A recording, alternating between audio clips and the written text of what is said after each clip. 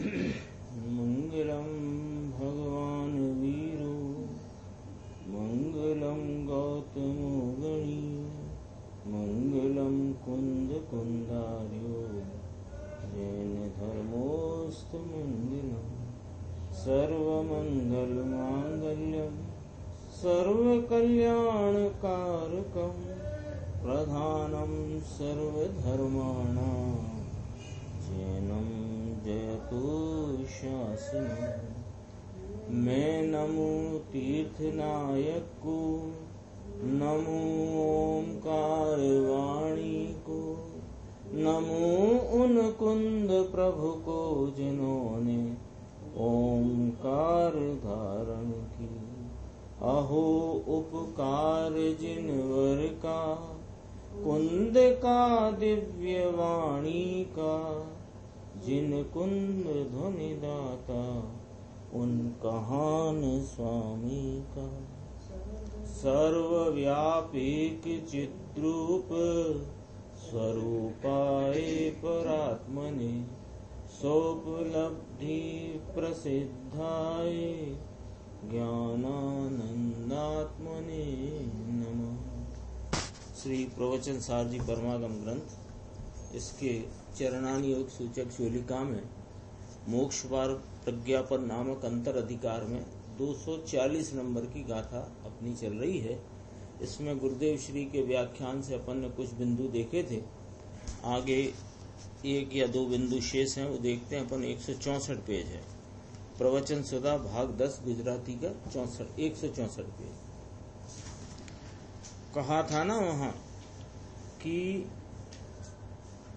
उत्पन्न होते हुए जो रागादि परिणाम वे अन्योन्य मिलन के द्वारा ऐसे प्रतीत होते हैं कि एक हो गए हैं, लेकिन वह सम्यक दर्शन, सम्यक ज्ञान, सम्यक चारित्र रूप युगपत पने में प्रवर्तते मुनि आत्मज्ञान की एकाग्रता में स्वभाव भेद करके, स्वभाव भेद के द्वारा उस राग परिणाम को कुशल मल्ल की भांति कचर कचर के दबा दबा कर खत्म कर देते हैं। वो चर्चा थी ना, वो देखना। देखो, आत्मा से ही कुशल मल्ल की भांति, अरे भगवान तेरी शुद्धता और तेरी शक्ति का आश्रय लिया तो कहते हैं कि वह राग जो थोड़ा दिखता है, राग है ना विशेष, शेष राग जो दिखता है उसको कुशल मल्ल की भांति अत्यंत मर्दन कर करके, भाषा देखो, अंदर राग का मर्दन करूं ऐसा होगा क्या? ये विकल्प नहीं, ये विकल्प नहीं, ये वृत्ति नहीं कि राग का मर्दन करूं, ये राग क्यों शेष है, ऐसा नहीं है। अपितु ये राग है उसका मैं मर्दन करूं ऐसा है क्या, ऐसा प्रश्न, यानी ऐसा नहीं है। राग का मर्दन कर करके ये व्यवहारने का कथन है। ये उस स्थिति में अभी जबकि राग का कषाय का समूह उपस्थित है, प्रकट है, आंशिक ही सही, वो उसको नाश करते हैं, ये व्यवहारने का कथन है। तो करते क्या है कि अपने सम्यक दर्शन यानी आगम ज्ञान, तत्वाश्रद्धान और संय तत्व के युगपद पने के साथ वह आत्मज्ञान रूपी एकाग्रता, अनुभव स्वरूप की एकाग्रता के द्वारा वह राग का मर्दन हो जाता है। तो उसे कहते हैं कुशल मल्ल की भांति राग का अत्यंत मर्दन कर करके। देखो 165 पेज, ऐसा नक्की तो किया है। क्या है, क्या नक्की किया है कि राग मेरे स्वभाव से भेद रूप है, स्वभाव से भिन्न है, ये तो प्रथम से ही निर्णय है। लेकिन अभी जो थोड़ी वृत्ति जाती है तो वह कैसे मिटाते हैं उस वृत्ति को कि स्वभाव की ओर झुकने से। पहली लाइन, स्वभाव की ओर झुकने से राग का मर्दन हो जाता है, राग का नाश हो जाता है। मर्दन का अर्थ ये नहीं कि ये राग है लाओ मैं उसका मर्दन कर दूं, बताओ कौन कौन सा राग है, अब मैं इस राग का भी खात्मा कर देता हूं, ये नहीं, ऐसा है नहीं। कितना लेना है देखो कि राग को जाना, छठवें गुण स्थान की भूमिका में जहाँ आगम ज्ञान, तत्वार्थ श्रद्धान और संयम तत्व का युगपत पना बरत रहा है, तीन कषाय चौकड़ी की अभाव रूपता वाली अखंड वीतराग धारा परिणमित है, वहाँ जो थोड़ा रागांश है वो रागांश जानने में आया।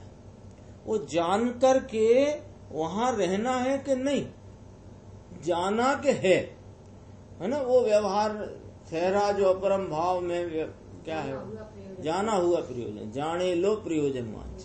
तो राग को जाना और जानकर क्या किया कि स्वभाव सन्मुखता की धारा अंदर उपयोग की बही, तो राग का मर्दन करके नाश कर दिया, ऐसा कहने में आता है। कथन पद्धति ऐसी है, तो कहते हैं कथन पद्धति में से सत्य को नितारना। कथन पद्धति आती ना आगम की, पंडित जी ने भी लिखा, छावड़ा जी ने, टोडरमल जी ने भी कहा, गुरुदेव श्री भी फरमाते हैं कि जितना जनागम है उसमें बहुतायत से व्यवहार का कथन किया गया है। तो व्यवहार के कथन के द्वारा व्यवहार समझाने नहीं किया, उसमें से परमार्थ नितार लेना। तो कहते हैं कि उसमें से सत्य को नितारना। नितारना क्या कहते हैं? नितारना कहते हैं निचोड़ करना। वो दोनों शब्द अब गुरुदेव को किसी ने बताया, नितारना निचोड़ करना, तो निचोड़ बोल दिया। नितारने का अर्थ है कि वहां पर उपस्थित उस व्यवहार कथन में उपस्थित परमार्थ को नितार लेना, उसे छोड़ देना, ये अर्थ है। 166 पेज पे और एक थोड़ा सा देखो बीच में, वह पुरुष, कौन सा पुरुष? कि जो पुरुष आगम ज्ञान के बल से, यानी अनेकांत केतन वाले आगम स्यात्कार रूपी आगम के निमित्त से, जिसने स्वयं पर पदार्थों का यथार्थ रीति से निर्णय करके स्वयं स्वरूप वस्तु में तत्वार्थ श्रद्धान यानी स्वयं स्वरूप वस्तु में आप रूपता की प्रतीति की है और अपने से भिन्न पदार्थों में भिन्नपने की प्रतीति की, ऐसा आगम ज्ञान और ऐसा तत्वार्थ श्रद्धान पूर्वक अंतरंग में स्थिरता की विशेष उपलब्धि करके तीन कषाय चौकड़ी की अभाव रूप वीतराग धारा प्रकट की है, जिसमें वह तीनों का युगपत पना है, आगम ज्ञान, तत्वार्थ श्रद्धान, संयम तत्व का। वो तीनों के युगपत पना होने पर भी जो आत्म स्वरूप की एकाग्रता वाला है, यानी आत्म परिणति में लीनता वाला जो भाव है, उसकी युगपत पना, उसका संयुक्त पना ही मोक्ष मार्ग है। यहाँ ये वाली बात सिद्ध करते हैं। देखो, वह पुरुष वास्तव में सकल पर द्रव्य से शून्य होने पर भी क्या कहते हैं कि अंतर स्वरूप चिदानंद की परिणति में लीन होते हैं और परद्रव्य से भी शून्य और राग से भी शून्य।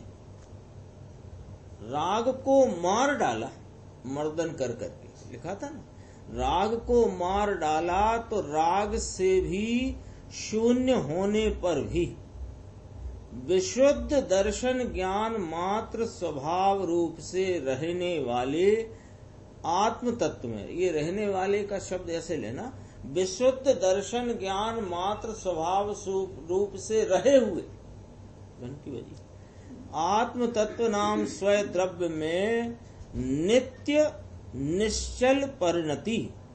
आत्म तत्व का स्वभाव विशुद्ध दर्शन ज्ञान मात्र है। क्या आत्मा बिल्कुल विशुद्ध विशुद्ध विशुद्ध विशुद्ध, विशुद्ध शब्द का अर्थ शुभ राग नहीं, विशुद्ध शब्द का अर्थ है विशेष शुद्ध। ऐसा दर्शन ज्ञान मात्र स्वभाव रूप से रहा हुआ आत्म तत्व, रहने वाला माने रहा हुआ आत्म तत्व, विशुद्ध दृष्टा और ज्ञाता स्वभाव से रहने वाला आत्म तत्व। तो आत्म तत्व कैसा है? यहाँ स्पष्ट हुआ कि विशुद्ध दर्शन ज्ञान स्वभाव से रहा हुआ है, राग से रहने वाला है अथवा विकार से रहने वाला है अथवा के शरीर से रहने वाला है, ऐसा है नहीं। क्योंकि आया ना 7वीं गाथा में व्यवहार आया, जो दर्शन ज्ञान चारित्र को प्राप्त हो वह आत्मा है। आत्मा की व्याख्या करी ना वहां, तो जो राग को प्राप्त हो वो आत्मा है, ऐसी कहीं व्याख्या नहीं। आत्मा की व्याख्या करी कि जो दर्शन ज्ञान चारित्र को प्राप्त हो वह आत्मा है, यानी विशुद्ध ज्ञाता दृष्टा स्वभाव स्वरूप अपने ज्ञाता दृष्टा स्वभाव से रहा है। आत्मा राग से रहा है कि शरीर से रहा है कि जिनेंद्र परमात्मा की भक्ति के परिणाम से रहा है कि नहीं, अपने स्वरूप से रहने वाला, दर्शन ज्ञान मात्र स्वभाव रूप से रहने वाले आत्म तत्व यानी कि स्वद्रव्य, पहले परद्रव्य कहा था ना कहा था कि अपने स्वरूप चिदानंद की परिणति में लीन है, तो परद्रव्य से शून्य है, राग से भी शून्य है, तो कहाँ लीन है कि आत्मा में। आत्मा कौन है कि वह स्वद्रव्य ज्ञाता दृष्टा स्वभाव से रहने वाला भाव, वह जो आत्म तत्व है उसमें वे लीन होते हैं। ये जो आगम ज्ञान तत्वा श्रद्धान संयमत संय तत्व, ऐसा जो 3 और उसके साथ युगपत क्या वर्त रहा है कि स्वरूप चिदानंद स्वरूप की लीनता की परिणति। ये 240 गाथा में ये कहा कि ये ही मोक्ष मार्ग का साक्षात अधिकारी। पढ़ सकते हैं 167 पेज अंतिम लाइन है, देखो।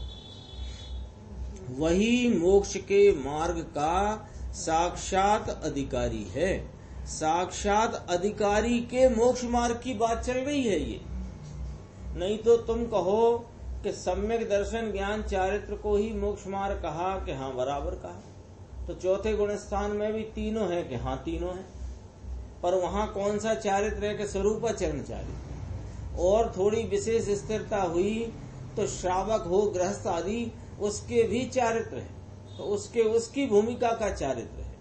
फिर जो चारित्र कहा किसको, संय तत्व के युगपत बने को, वहां तक बात आई। ये चौथा पॉइंट है, चौथा पॉइंट है ये।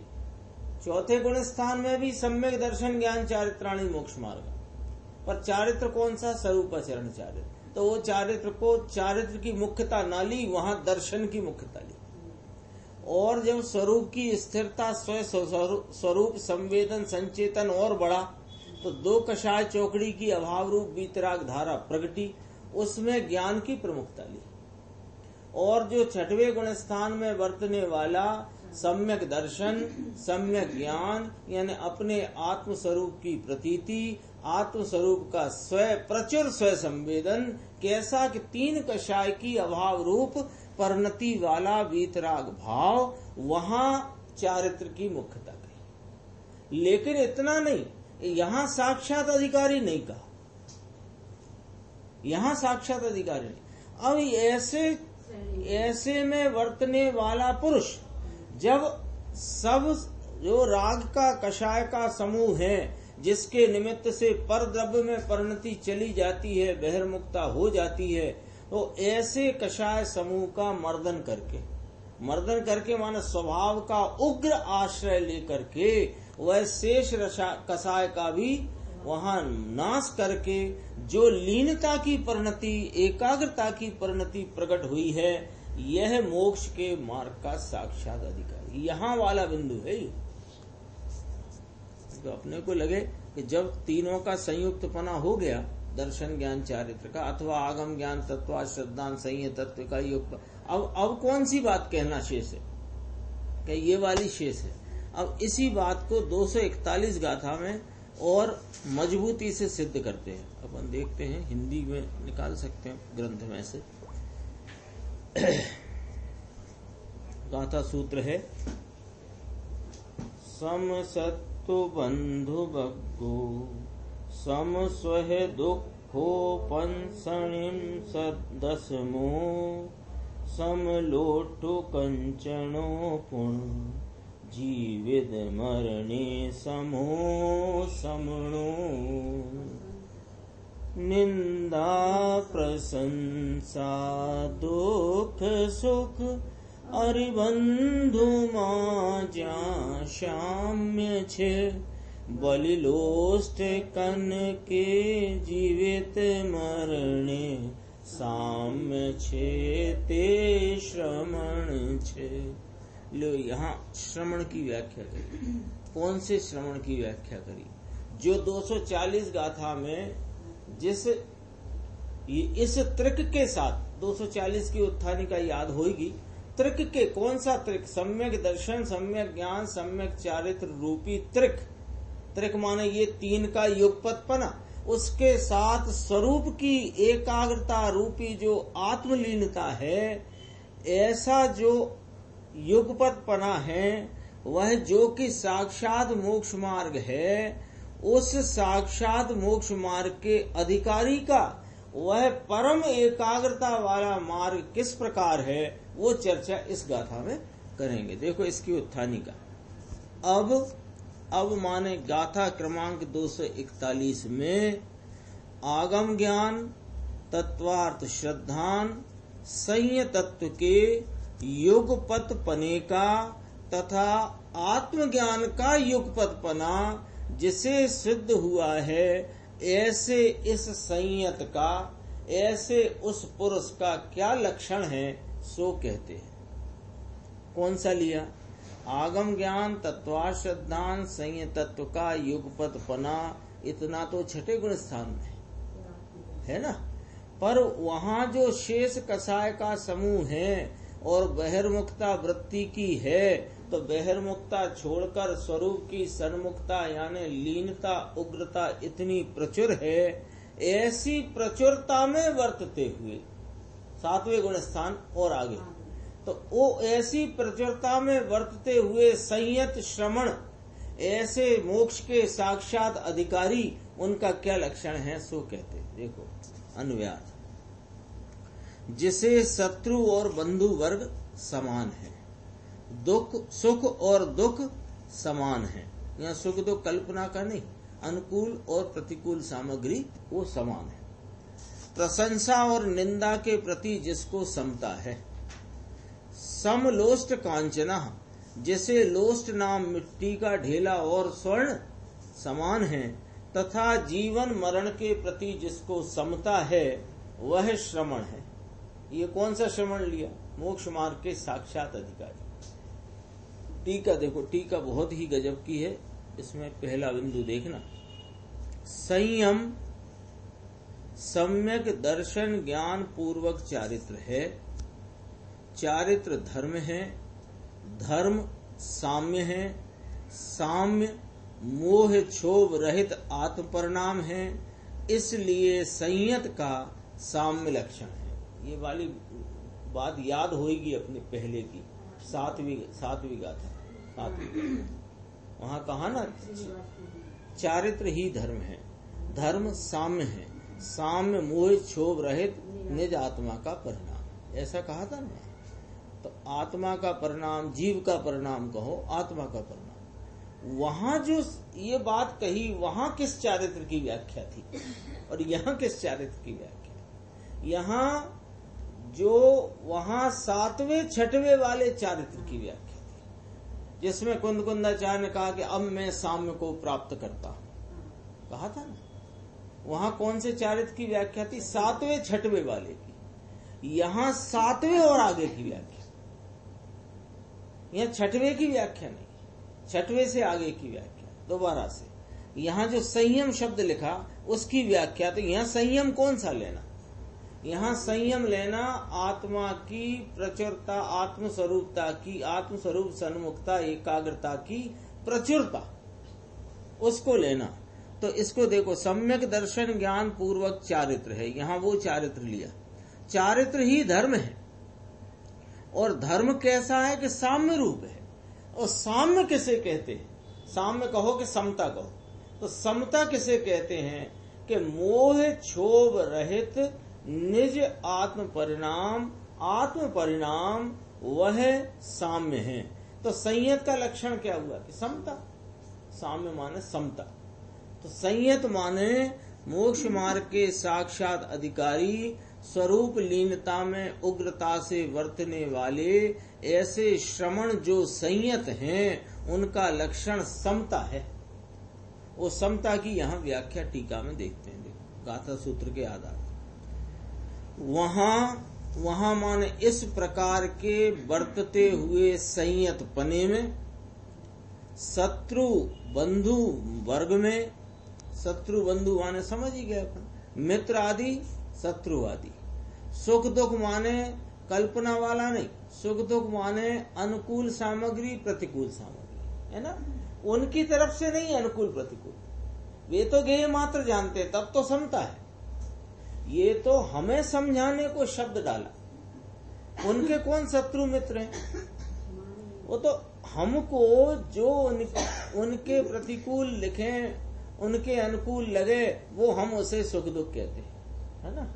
हमको जैसे लगे कि बहुत तेज जेठ की दोपहरी हो और ऊपर शिलाखंड में पर्वत पे विराजते हो, तो हमें वो प्रतिकूल लगे,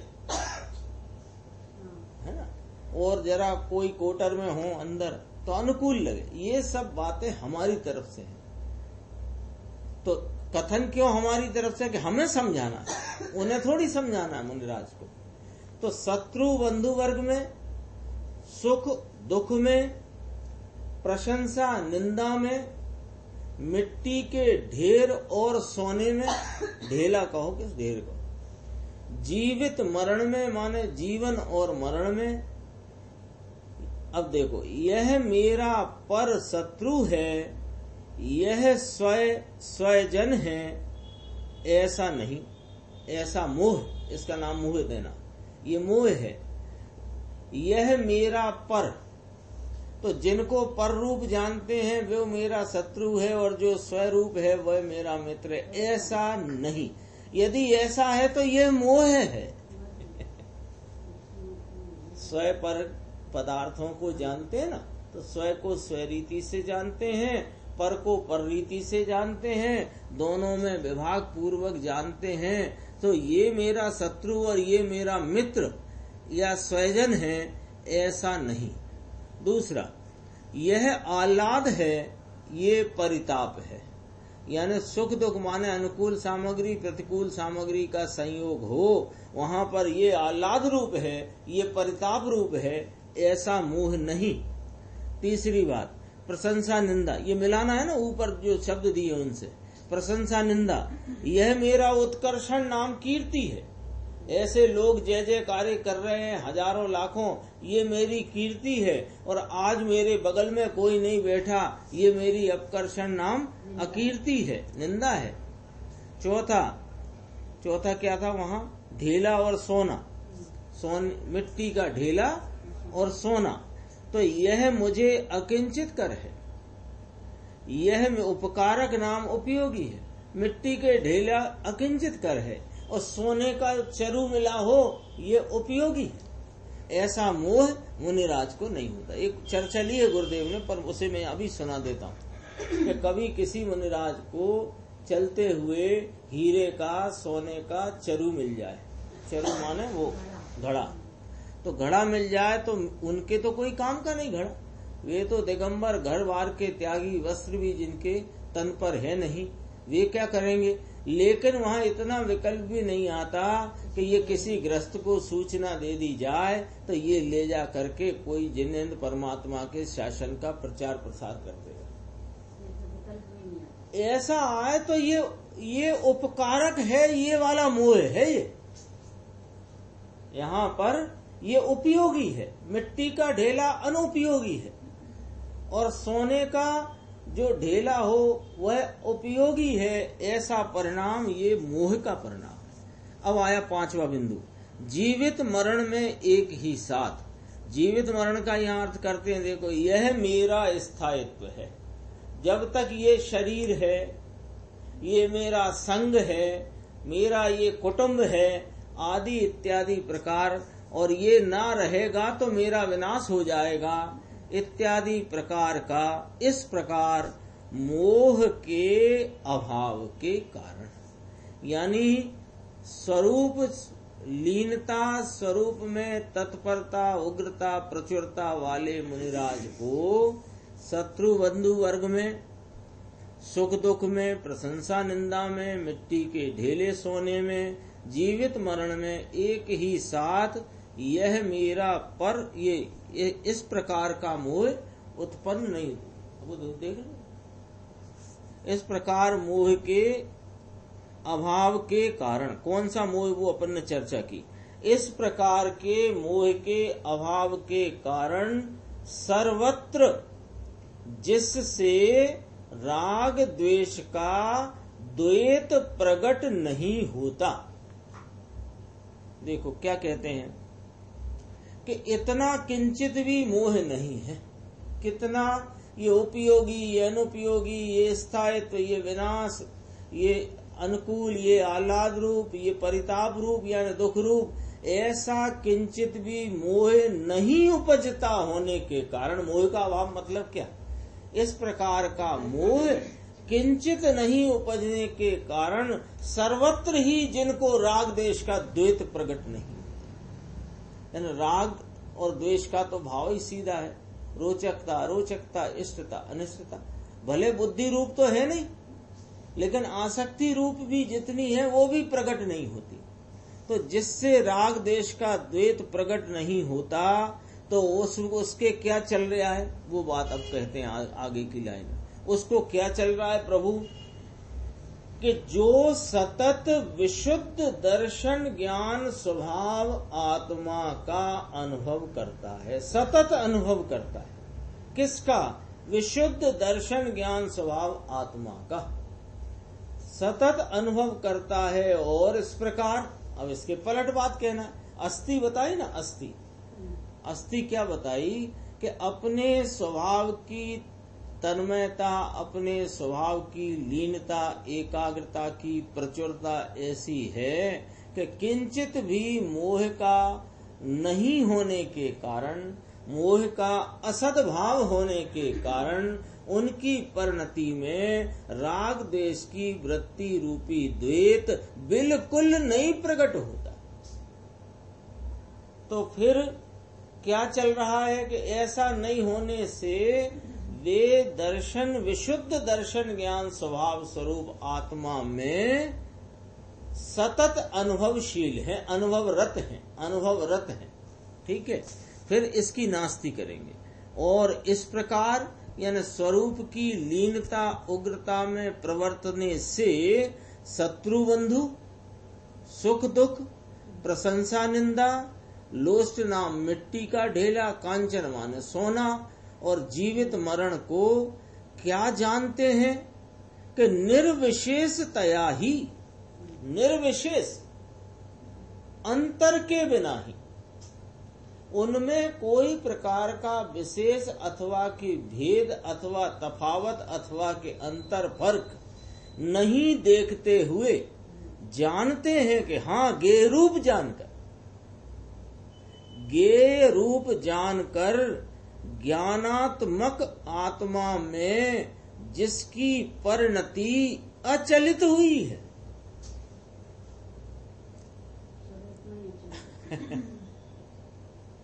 ये चर्चा क्यों रखी है, देखो कि थोड़ा जो राग का अंश कषाय का समूह बाकी है ना, उसमें इस प्रकार का कषाय का भाव उपजता है। किनके कषाय का समूह निमित्त होता है, पर वृत्ति कहाँ है, बहिर्मुख है। वो बहिर्मुखता में होएगा क्या कि इन पर लक्ष्य जाता है। और इन्हें वे कैसा जानते हैं मुनिराज, कि वे उन्हें निर्विशेषतया जानते हैं, उनमें किसी प्रकार का विशेष भेद देखते नहीं, अंतर फर्क देखते नहीं। ऐसे अंतर फर्क तफावत देखे बिना उन्हें मात्र गेय रूप से जानकर, जानने में आए तो गेय तो हुए, लेकिन वो गेय में ये ठीक ये भाव को न रखकर निर्विशेषतया गेय को जानकर अचलित रूप से अपनी आत्मा की लीन परिणति में स्थिर हुए हैं। उस पुरुष को वास्तव में सर्वतः साम्य है। इस साम्य शब्द के सामने एक विशेषण लगाया, सर्वतः। साम्य तो है, तीन कषाय चौकड़ी की अभाव रूप दशा भी साम्य है, जिसकी 7वीं गाथा में चर्चा की गई थी। हाँ, 7वें 6वें वाला।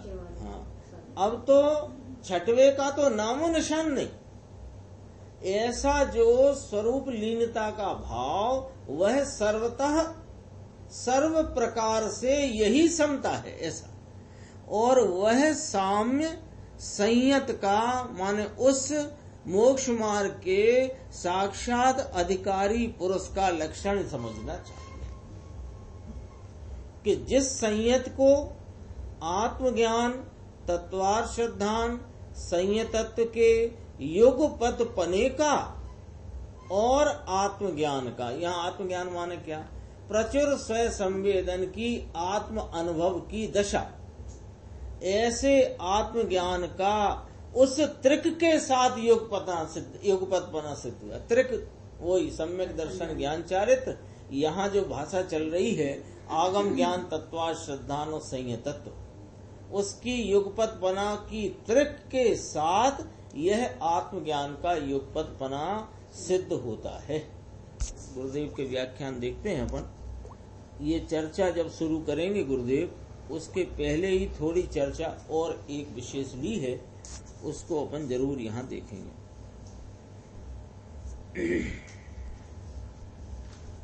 पेज नंबर है 170। गाथा शुरू होगी बाद में, जरा थोड़ा एक प्रश्न है और उस पर गुरुदेव की चर्चा है। जो विषय अपन ने अभी चला चर्चा में अपन ने सुना, उसको चित्त में साइड में रख लेते हैं, है ना, और फिर ये अपन जरा देखते हैं। मुमुक्षु ने पूछा कि ज्ञान ज्ञान से जानने में आया।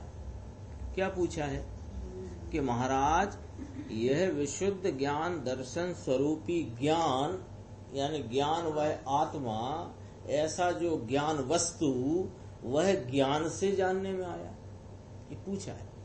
तो यही चर्चा चल रही थी, इसी चर्चा में से बात आई, तो ये इसकी खुलासा बहुत गंभीर है। प्रश्न तो आ गया ख्याल में कि ये जो ज्ञाता आत्म स्वरूप है ये काय से जानने में आया। प्रश्न को अपन ऐसे बना लेते हैं, ऐसे बना लेते हैं कि यह जो ज्ञाता दृष्टा आनंद स्वरूप आत्मा जो है ज्ञान स्वरूप, वह ज्ञान स्वरूप आत्मा कैसे जानने में आता है? क्या ज्ञान से ज्ञान जानने में आता है?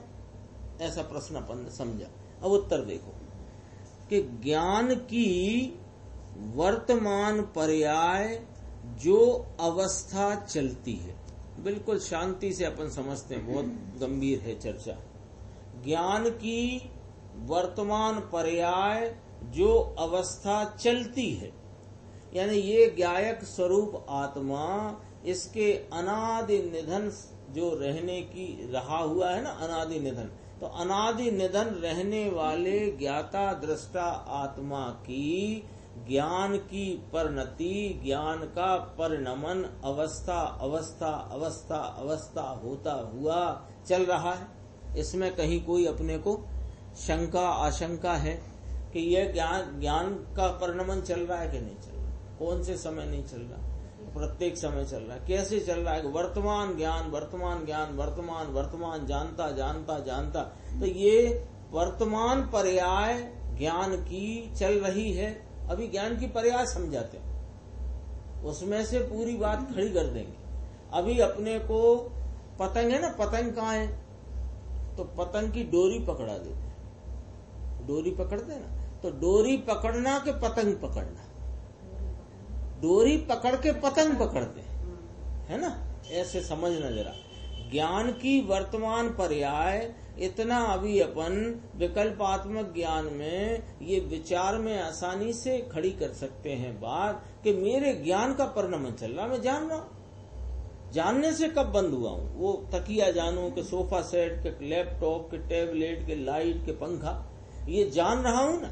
अभी तो गेयों की तरफ से बात करी पकड़ाने को, तो ये क्या हो रहा है कि ये ज्ञान की वर्तमान अवस्था चल रही है। वर्तमान वर्तमान वर्तमान अवस्था चलती है, एक बात। अब आगे ये जो चलती हुई पर्याय है वर्तमान वर्तमान ज्ञान की, वह जो पर्याय है, ये पर्याय वान की ओर झुकने से, ये इसने पर्यायवान की तरफ का विषय किया। झुकने का मतलब वो कोई ऐसी तो है नहीं पूरब की तरफ थी पश्चिम झुक गई।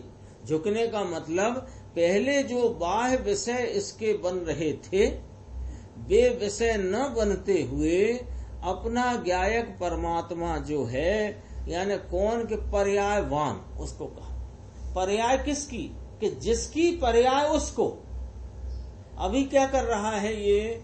अनादि से अपनी ज्ञान अवस्था में वर्तते हुए प्रत्येक वर्तमान ज्ञान के परिणाम में बाहर के विषयों को जानता परिणमित है। तो इसका झुकाव कहाँ है? कि बाहर की तरफ है। और ये वस्तु, ये पर्याय है किसकी? कि ये पर्यायवान की है।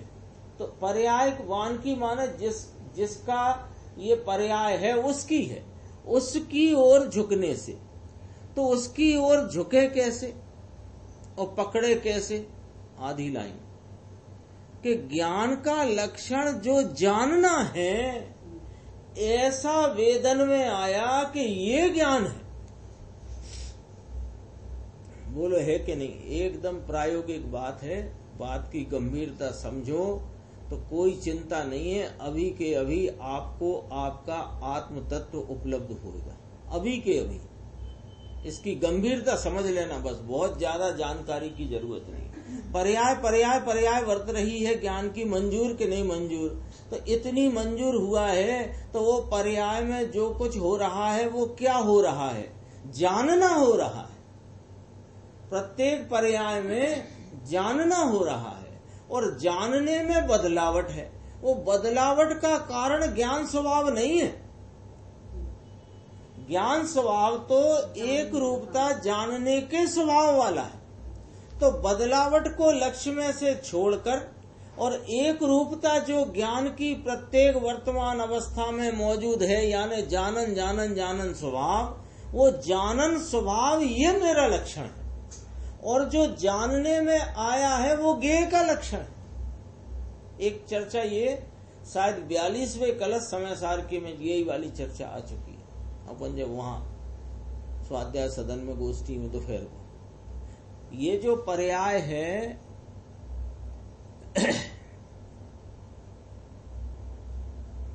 ये जो पर्याय वर्त रही, दोबारा से लेते हैं, थोड़ा शायद इंटरनेट की कोई दिक्कत आ गई।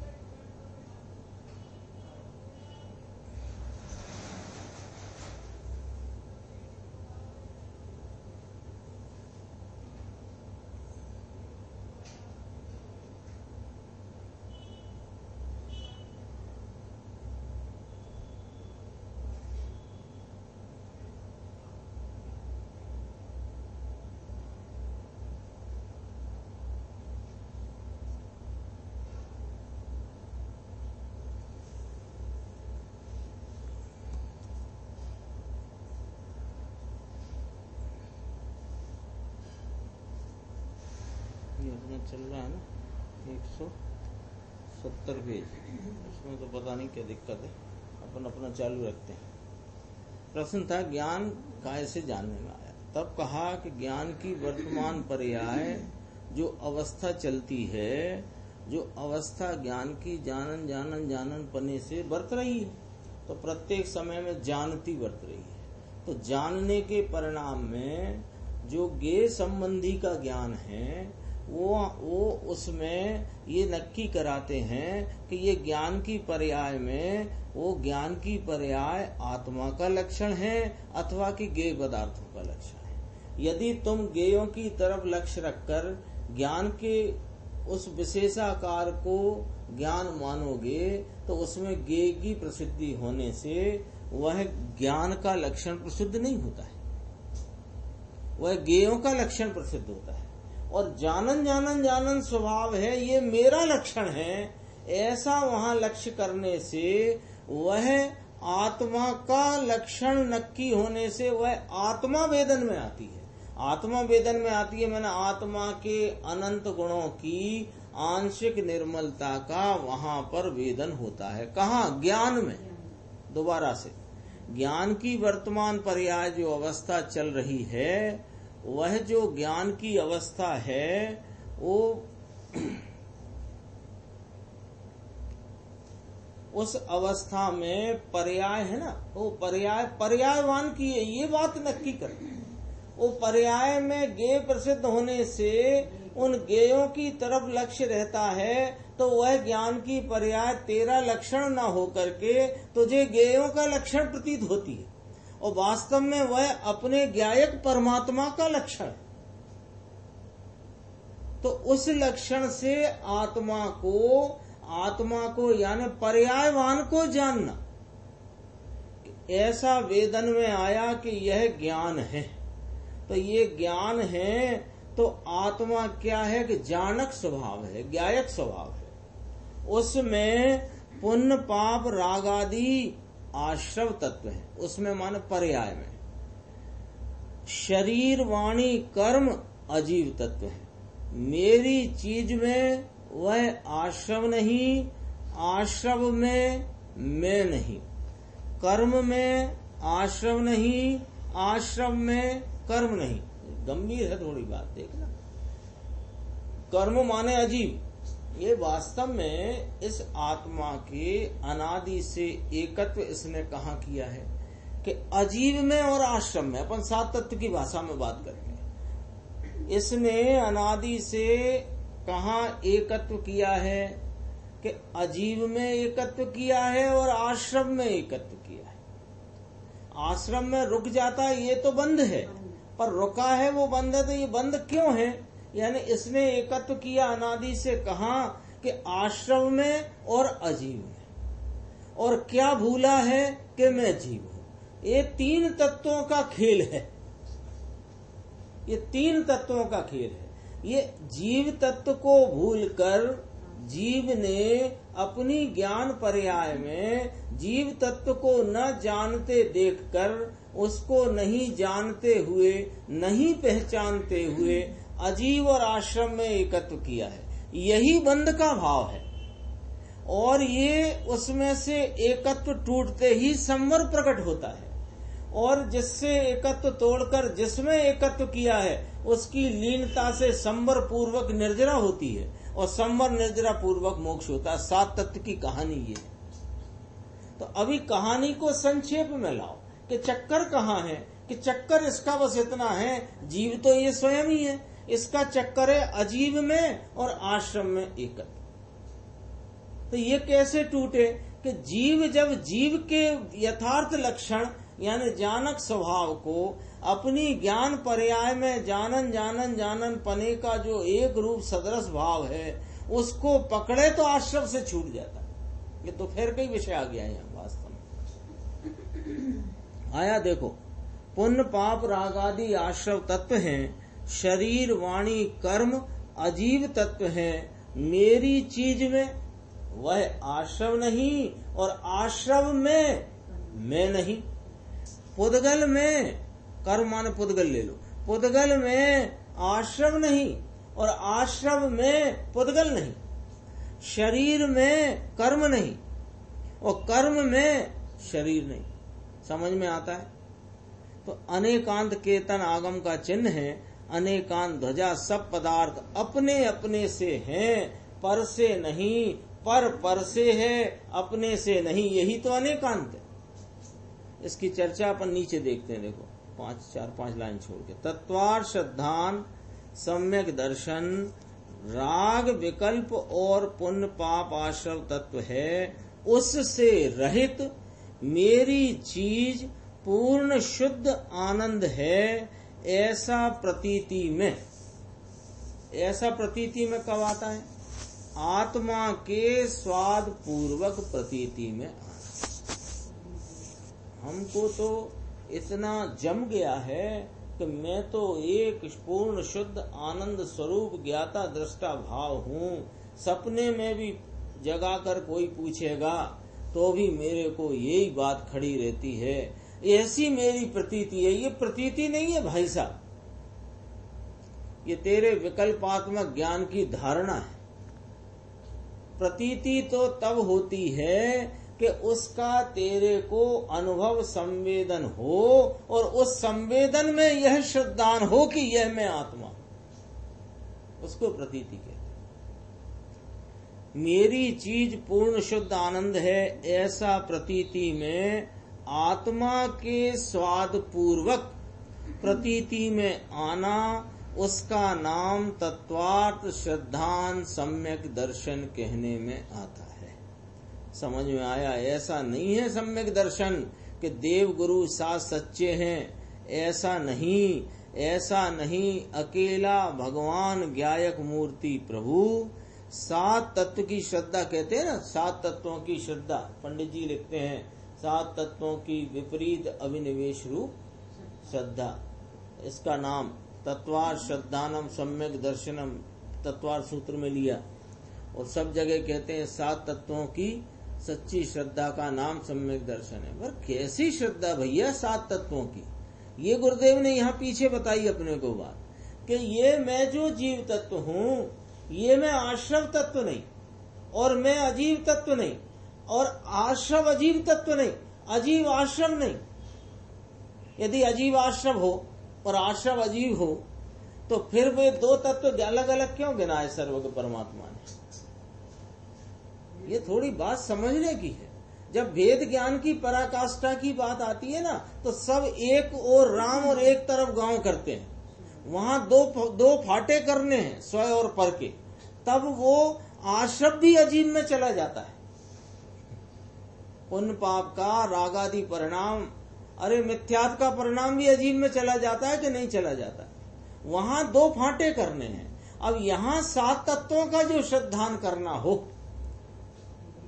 तो वो 7 को 7 जानना पड़ेगा और 7 से भिन्न जो एक रूपता है वो मैं हूं, ऐसा जानना पड़ेगा। तत्वार श्रद्धान का हिसाब नहीं मालूम। देखो, तत्वार श्रद्धान देवगुरु साथ सच्चे हैं, ऐसा नहीं, ऐसा अकेला भगवान गायक मूर्ति, 7 तत्व की श्रद्धा कहते हैं ना।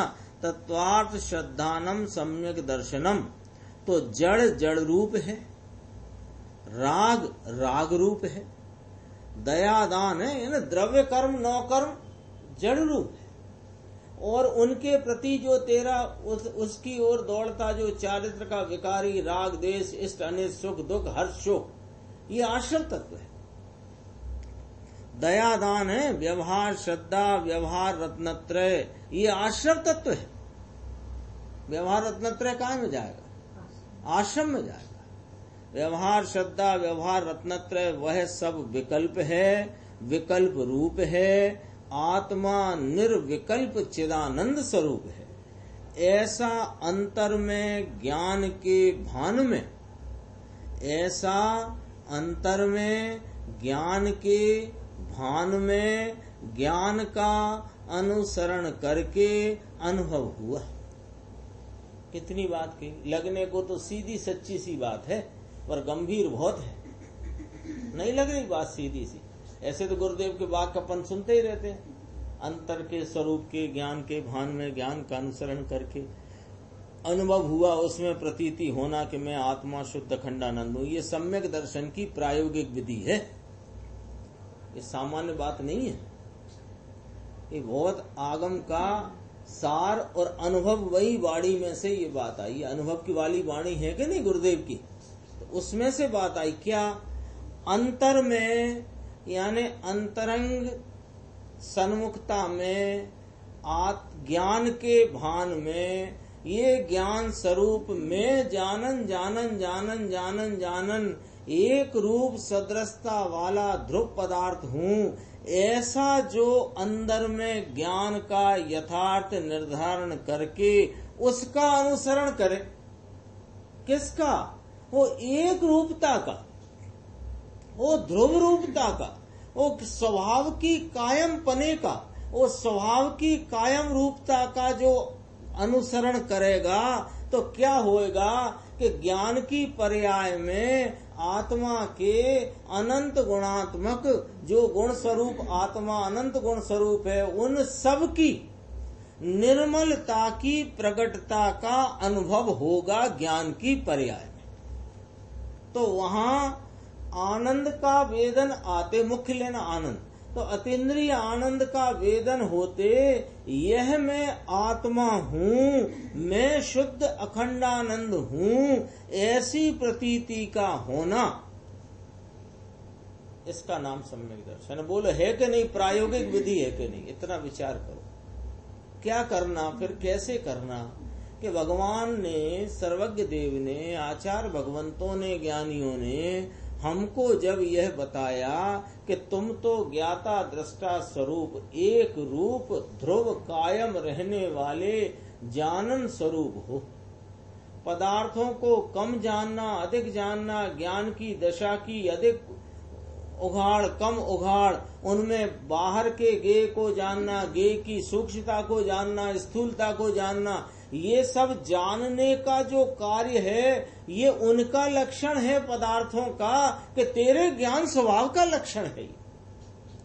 अरे यह तेरे ज्ञान स्वभाव का लक्षण है, तो मेरा ज्ञान तो एक रूप गेयों से निरपेक्ष और अपनी विशेष दशा से भी निरपेक्ष, एक रूप सामान्य जो ज्ञान का भाव चले आता है, ज्ञानन जानन जानन जानन जानन, ये जानन स्वरूपता, इसका अनुसरण करके जो उपयोग में उस आत्मा की अनंत गुणों की निर्मलता का वेदन हुआ, उस वेदन में ये आत्मा का वेदन है ऐसे करके नहीं, यह मैं शुद्ध अखंडानंद प्रभु आत्मा हूँ, ऐसी प्रतीति का होना, इसका नाम सम्यक दर्शन। इसमें बताओ प्रायोगिक विधि है कि नहीं? आपको लगती है कि नहीं ये प्रयोग रूप विधि? लगती है कि नहीं लगती? यही प्रयोग रूप विधि है और इसी प्रयोग से होता है। ज्ञाता दृष्टा हूं, इतने गुण हैं, इतनी शक्ति है, अनंत है, ये सब बात आपको जानने के लिए है। तो जान करके क्या जानने में ही रहना है? ये तो फिर तुम्हारा परसत्तावलंबी गेयों की तरफ लक्ष्य वाला ज्ञान है, इसमें तो ज्ञान ही प्रसिद्ध नहीं होता, ये गेयों की प्रसिद्धि। शायद कलश 42 ही था, 42वें कलश में आई थी ये चर्चा। ये ज्ञान पर्याय तेरा लक्षण है, गेयों का नहीं, और अनादि से हमने इसे गेयों का लक्षण बना रखा है। कैसे बना रखा है? खट्टा खाया, खाया माने इधर संपर्क में आया तो खट्टे संबंधी का ज्ञान हुआ, तो खट्टे संबंधी के ज्ञान में, वो ज्ञान में ज्ञान खट्टे संबंधी का, ये तो उदित ही नहीं होती बात। तो खट्टा है तो मानो ये ही खट्टा है, ऐसा एकत्व पड़ा। तब गुरुदेव का 3 सूत्र आते हैं, वो 3 सूत्र भी यहां अपने को याद करना अच्छा है, जरूरी है। निमित्त से नहीं, राग से नहीं, एक समय की दशा से। दोबारा पढ़ते हैं। ऐसा अंतर में ज्ञान के भान में ज्ञान का अनुसरण करके अनुभव हुआ, उसमें प्रतीति होना कि मैं आत्मा शुद्ध अखंडानंद हूँ, ऐसी प्रतीति में आत्मा के अतीन्द्रिय स्वाद का अंश लेकर, स्वाद का अंश, अतीन्द्रिय स्वाद, अरे इसके जितने गुणों की निर्मलता का वेदन है सब अतीन्द्रिय है। अतीन्द्रिय स्वाद का अंश लेकर अनुभव में, उस अनुभव दशा में प्रतीति काय की मैं शुद्ध अखंडानंद एक रूप ध्रुव तत्व, ऐसी प्रतीति होना, उसका नाम सम्यक दर्शन कहने में आता है। समझ में आया? उसका नाम है तत्वात् श्रद्धानम सम्यक दर्शनम। इसमें हो गई चर्चा। 172 से फिर अपनी चर्चा इसकी इस 241 गाथा की प्रारंभ करेंगे। अभी समय भी अपना हो चुका है।